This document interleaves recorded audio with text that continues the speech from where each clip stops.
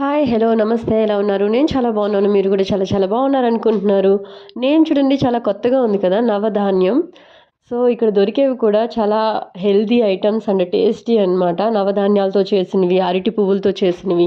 And మీరెప్పుడైనా బెంగుళూరు ఎళ్తే మాత్రం తమిళనాడు రియల్ టేస్ట్ కావాలంటే మాత్రం ఈ రెస్టారెంట్‌కే వెళ్ళాలి. అండ్ రెస్టారెంట్ అయితే బయటికి చూడ్డానికి, లోపల చూడ్డానికి చాలా బ్యూటిఫుల్‌గా ఉంది. అసలు కృష్ణుడు అంటేనే చాలా క్యూట్‌గా ఉంటాడు.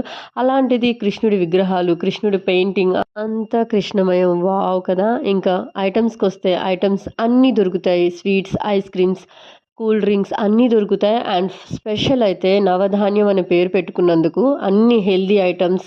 నాకైతే ఇప్పుడే వెళ్ళాలనిపిస్తుంది. ఈ వీడియో అయితే నాది కాదు. శ్యామ్లి అని నా ఫ్రెండ్ బెంగుళూరులో ఉంటుంది. తను విజిట్ చేసింది. తనకి చాలా బాగా నచ్చింది. సో, నాకు హెల్ప్ అవుతుందని నాకు పెట్టింది. Thank you Pinky. అండ్ ఈ వీడియో మీకు నచ్చితే please do like, share, subscribe. Bell icon touch చేయడం అసలు మర్చిపోద్దు.